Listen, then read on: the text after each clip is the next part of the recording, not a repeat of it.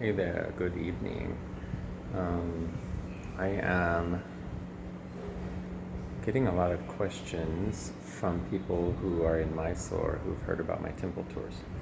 So I wanted to do a little talk about that. And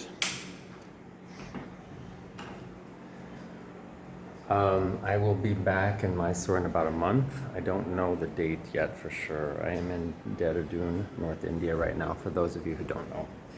Sorry, I'll quit walking around. I'll just do my normal lay down. Typically, I have different tours. The major tour that gets the most momentum, and it's on a Friday night, and a lot of people have to practice on Saturday morning, so they don't like to go. But every time that people go, they always end up having a great time and realize you don't have to go to bed at 6 p.m. to get up and practice on Saturday morning. You can go to bed at 8 p.m. or 8:30 or 9, and you're still going to be fine. Let's see. I organize them whatever day I do them on. We go to the temples of the deities, Devi or Deva, that are worshipped on that day. So in South India, on Friday, they worship Lakshmi, which eventually evolved into including all of the Devis, which is goddesses. So I had started going to temples quite a few years back, and I discovered quite a few and realized they're all in the same area. And if people were willing to drive around on scooters, we could do kind of almost an exciting thing for people too, because some people don't ride around on scooters very much. And initially, we only drove around on scooters. But now, over the past few years, I had a Polish friend who wanted to go really bad and wanted to take, I think she had 8 friends. All of them were like a whole group of Ashtanga practitioners from Poland had come, and she wanted them all to go. So they ended up getting rickshaws. And it ended up working well because one of the rickshaw drivers knows my tour now, and he can get other people who also know the tours, and it works really well. So now, if I'll give you an example, say Friday, we're going to go on a goddess tour. The temples reopen at 6 p.m. They're open in the morning until about 10, 11, or 12, depending on where they are in the city, and they reopen at 6 p.m. So what I do is, typically we meet at 5:30 at my friend's cafe, and I explain a lot of the rituals that are going to happen inside so that people know what to do, because a lot of them don't know what to do. And I will tell you this, and I'm not saying this to make it sound, super wonderful, but a lot of people who go on this tour specifically go again because they really enjoyed it. It's a great group of temples. There are 6 or 7 on the route, and we end with the Kali temple. There's only one Kali temple in all of, maybe not in all of Mysore, but the one that I know of is there in Gokulam, and it's a small temple, privately owned, and we end there. So it always ends up being kind of the coup d'etat of the night, where we have the biggest Devi that everyone is scared of or knows of at the end. But all of them are worshipped locally under smaller names you won't have heard of unless you have lived in Mysore all your life. So there's quite a few fierce goddess temples, quite a few versions of Chamundi. Chamundi, for those of you who do not live in Mysore, that is basically it's a Durga. Chamunda is also one of the names of Kali, so it can be a version of her, but if you ever see her, it looks like Durga. So in the south, in that area specifically, they call her Chamundi. There's a Lakshmi temple where the priest is really pretty awesome and loves when we come in and does a whole big ceremony. Sometimes he does smaller one. He always asks, and I kind of tell him, if I have a big group, it's great to have a big ceremony. And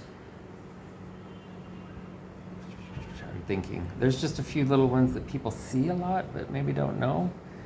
And it ends up being a really great tour because these temples, any fierce Devi temple, Ugra Devi they're called, are known to have a lot of energy. So when you go in these spaces where people are worshiping majorly for years, sometimes decades, in a couple cases, hundreds of years, there is just this energy when you go inside that takes this icky feeling you got going on inside. And so when I explain the rituals that are going to happen inside, I explain why they do them and what they're for, so that you can understand what's happening when you go in. And there's little different things that you do before you go in that are options also. And if you are not interested in partaking of any of that, you can just go. They know we're Western, and they kind of are okay with us because they assume we're Christian. So they know it's a new experience for most people coming. I have a Saturday tour where we do walk, because a lot of people don't want to ride, so they walk. And there are several temples of deities that are worshipped on Saturdays specifically in a smaller area. And then if everyone likes it and we want to keep going, I have a few more we can go to. They're a little further walk away. That it usually ends up only being a couple of hours. But it's also a great experience for people. Some people who do one always end up doing the other because they hear about the other ones from other people, or they end up thinking, oh, this is pretty cool and I want to experience the other versions of this also. And I even last year,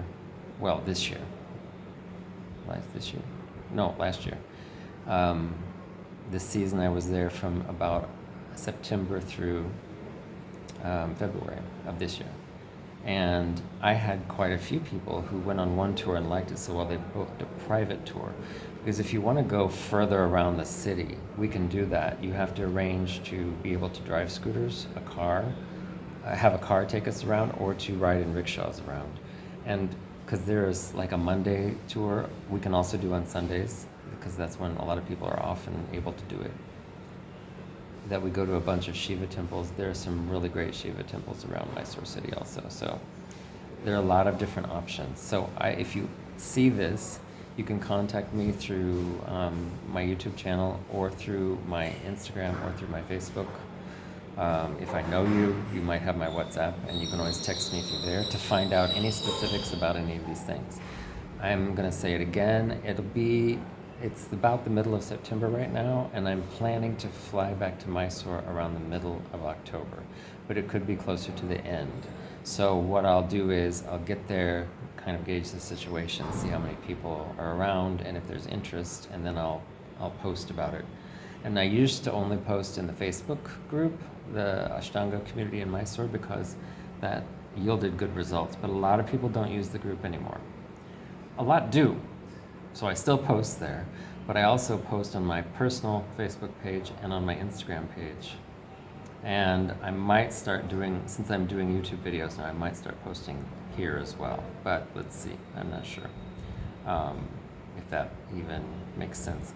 I do have a great video a friend of mine made for me that I have on YouTube, and I might start using it as well for advertising of the temple tours, because it gives you a little visual to go along with what I'm saying here. And it's pretty awesome. And if you see my Instagram or my Facebook, periodically I will post things from so if I've done a tour recently, I always post things from that, because a lot of people send me videos. They send me compilation videos where they pile them all together in one, and so it's really nice of people to do that. And then I'll share them again when they come up in memories, which I just did a couple days ago, because I don't know, it just gets me excited. I love doing the tours. I love explaining this side of Sanatana Dharma to people, because so many people have divorced yoga so far away from its roots in the Hindu culture that I'm working on putting them back together, because they're not separate things. And I'm not saying you have to be a Hindu to practice yoga. You don't have to be a Hindu to go to the temples. You don't have to be a Hindu to understand all of these things that come from this culture. You just need to respect that it all comes from this culture. And if you're coming all the way to Mysore from whatever country you live in to practice, I think it's great to embrace the culture that you're coming to, rather than to hide away in your room and only eat Western food and kind of live in a bubble, which is up to you if you want to do that. But it's also great to have the experience of what it feels like to understand a little bit more in depth the culture and to dive in and be a part of it with the local people. It's pretty phenomenal.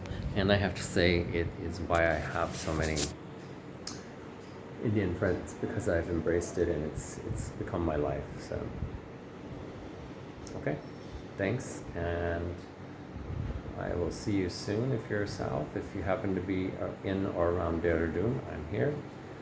Look me up and we can meet. I could do a tour here if there were people interested, because I go to temples almost every day here and I know where a lot of amazing ones are. Okay, have a great night, have a great morning, whatever time of day it is for you. Bye.